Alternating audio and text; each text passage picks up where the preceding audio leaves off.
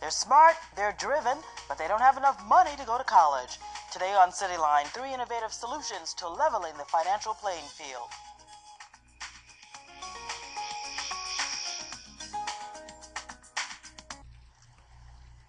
In 2003, a group of Boston area young professionals thought of an innovative way to help inner-city students who are bright but struggling for the right opportunity. The Boston Scholars Program provides tuition scholarships and mentoring relationships during young people's critical and formative years. The scholars are selected based on their achievement and enthusiasm, academic potential and integrity, financial need, and leadership and community involvement. Joining us today are Executive Director Frank Cruz and student Lawton. Welcome to Cityline. Frank, let's start with you. Tell us about the history of the Boston Scholars Program. Well, we started in 2003 when a group of MIT Sloan Business School graduates, right upon graduation, said, wow, we've been so fortunate to have educational institutions have a tremendous impact on our lives. We'd like to create something for local Boston disadvantaged youth to get access to quality educational options and provide support so we can somehow reverse the kind of underrepresentation of low-income students at four-year colleges. And they got the idea of Boston Scholars. Now give us a little bit of your background, because you kind of came up through the system and bring some first-hand experience to this. Yeah, one of the reasons I was delighted to come on board as the first full-time executive director is that I'm kind of a Boston Scholar myself. I grew up youngest of four. My parents came to this country with 8th grade education. Got a scholarship to a private school in Connecticut, went off to boarding school, found that at boarding school I could challenge myself academically, get involved in sports, give back to the community, find a sense of self and confidence and discipline to do 4 years there and then go off, become the first in my family to graduate from college, and really thought of myself as a leader. And that's exactly what we try to do at Boston Scholars is use education as a credential, get your degree, and then go back and change the systems.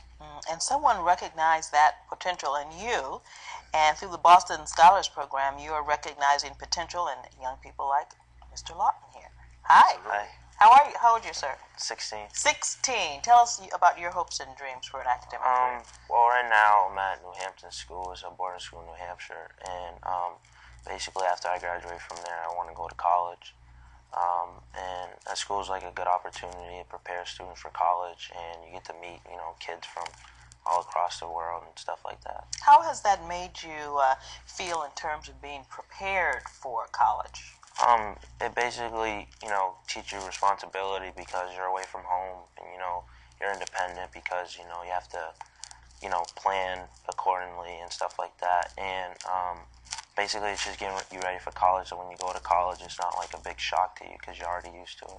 And I would imagine it also gives you a feeling of knowing that you can compete on the same academic level as other students that have several generations of family members who've attended college or who may have had other types of exposure that you did not. Yeah. Is that what the Boston Scholars Program also does for young people like Aaron? Absolutely. I think when you grow up in a low-income area, you get often the societal messages that you're supposed to stay in that area.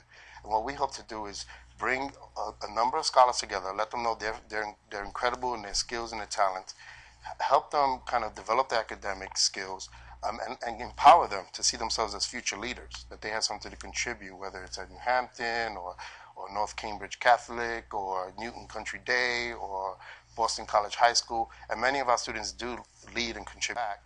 And we hope that as they prepare themselves at college, they'll get that degree and come back to the community and serve as leaders in any field. I mean, you don't have to look far. Look at Governor Deval Patrick, was a former scholarship student at boarding school. So we really want to open doors to opportunities and help our students reach new horizons that they never thought possible. Tell us some of the successes of Boston Scholars in terms of the young people that have come through the program and gone on to matriculate at four-year college. Well, we're a very, very young organization. We started in 2003. So our milestone is that our first group will be applying to college this year. But as a small organization, the real magic of Boston Scholars is that local professionals started very young who wanted to give back and really fought at it for 4 years to build it. And we have 45 students now. And we're laying the framework. We're very much a work in progress.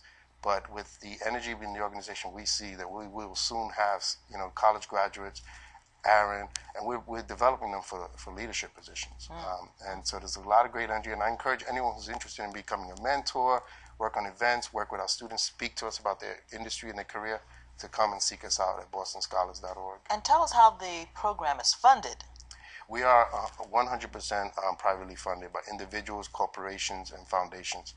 So we're grateful that foundations like Newman's Own Foundation supports us, Mellon Foundation, Wachowski Foundation. And part of the challenge of small nonprofit is you're constantly reaching out to individuals and foundations while you're also working with great students like Aaron. I prefer to work with Aaron all day long, but at the same time we have to reach out to That's where the support. excitement is, right? Yes, yes. So we're very excited for this opportunity to get the word out because I feel we're kind of one of Boston's best kept secrets. For Boston area schools only? Area schools.